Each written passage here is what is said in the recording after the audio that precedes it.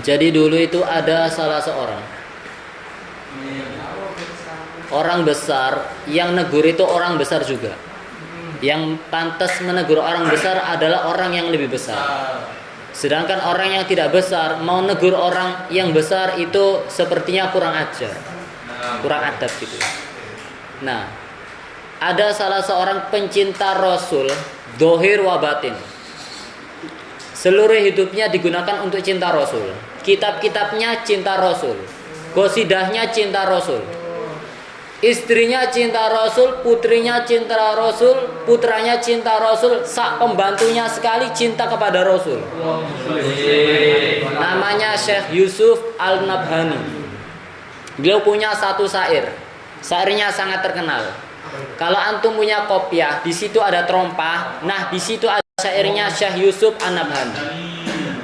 Ala ra'si hadzal kauni na'lu Muhammadin alat wa jami'ul khalqi tahta dhilaliha. Ladaturi Musa nudiya ikhla wa ahmadu alal arsi lam yukhla bi khal'ini alihi. Ala ra'si hadzal kauni, di penghujung alam semesta ini, na'lu Muhammadin alat, sendal Nabi meninggi ke atas. Wa jami'ul khalqi tahta dhilaliha, dan seluruh alam semesta di bawah naungan sandal tersebut. Ladaturi Musa nudiya ikhla, di atas bukit Tursina Nabi Musa diseru oleh Allah Subhanahu wa taala, ikhla, lepaskan sandalmu. Wa ahmadu, sedangkan Nabi kita alal arsi, di atas aras, bahkan lebih atas daripada aras, lam yu'mar bi khal'ini alihi, beliau tidak diperintahkan untuk melepas sandalnya. Ketika sampai di hadirat Allah Subhanahu wa taala masih dalam keadaan memakai sandal beliau. Qasidah ini tersebar luas saat itu. Sampai qasidah ini sampai ke tangannya Al-Habib Abdurrahman bin Ubaidillah Asgaf, Mufti Hadramut. Kritik ilmunya sangat mendalam, fatwanya tersebar dan membuat ulama-ulama heran dengan fatwanya beliau. Dari saking cerdasnya beliau saat itu, brilian, jenius tingkat tinggi. Beliau nggak terima dengan syairnya Syekh Yusuf Al-Nabhani. Masa Rasul yang begitu istimewa tawaduknya munajat pada Allah Subhanahu wa taala dengan pakai sandal. Beliau nggak terima, menyangkal, akhirnya membuat dua qasidah. Yaquluna innal Mustafa lailata sura ilal arsy lam yu'mar bi khal'ini hamid. Wa hadza muhalun indana fi man tawadu'uhu lillahi asna khilalihi. Ada orang yang mengatakan bahwasanya innal Mustafa, sesungguhnya Rasul, lailata sura, waktu malam Isra wal Mi'raj, ilal arsy, beliau naik ke aras, lam yu'mar bi khal'ini alihi, tidak diperintahkan untuk melepas sandalnya. Wa hadza muhalun indana, ini impossible bagi kami. Gak mungkin, mustahil Nabi melakukan seperti ini. Kenapa? Fi man tawadu'uhu lillahi asna khilali, karena beliau ini adalah orang yang paling tawaduk kepada Allah Subhanahu wa taala sepanjang masa. Gak mungkin, mustahil.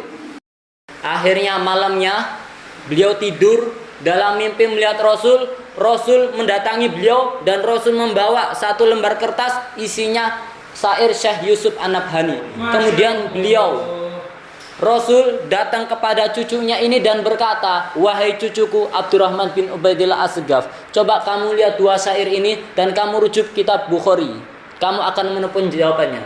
Akhirnya setelah beliau sadar, beliau minta bantuan dengan rekan-rekannya, sama teman-temannya dikumpulin, ayo coba kita cari bab munajat Rasul dengan Allah Subhanahu wa taala. Nabi sholat dengan memakai sandal, coba kita cari di kitab Bukhari. Beliau dibantu dengan teman-temannya, tapi teman-temannya tidak menemukan jawaban, dan Syekh Al-Habib Abdurrahman bin Ubaidillah Asgaf pun juga tidak menemukan jawabannya. Akhirnya besoknya Rasul datang dalam mimpinya Habib Abdurrahman bin Ubaidillah Asgaf, kemudian bawa kitab Bukhari, dan beliau menunjukkan langsung ini adalah babnya, coba dicari. Ketika beliau sadar dan beliau langsung buka kitab Bukhari menuju kitab yang dituju, akhirnya menemukan jawaban bahwasanya Rasul pernah sholat kepada Allah Subhanahu wa taala dengan memakai sendal. Dengan pernyataan ini beliau menarik lagi ucapan beliau, syair beliau, sangkalan beliau.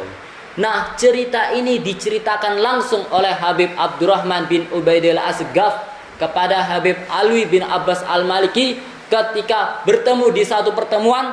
Kemudian Habib Alwi bin Abbas Al-Maliki menceritakan cerita ini kepada Abuya Muhammad bin Alwi Al-Maliki, anak beliau sendiri. Kemudian Abuya Muhammad bin Alwi Al-Maliki menceritakan cerita ini kepada murid-muridnya. Salah satunya guru kita bersama, Abuna Al-Habib Ahmad bin Husain bin Abi Bakar As-Segaf. Kemudian Abuya waktu pelajaran sore hari, dulu itu ada pelajaran sore, azkar sama beliau menceritakan cerita ini dan didengarkan santri-santrinya. Salah satu santrinya adalah saya. Dan sekarang ini saya ceritakan kepada antum.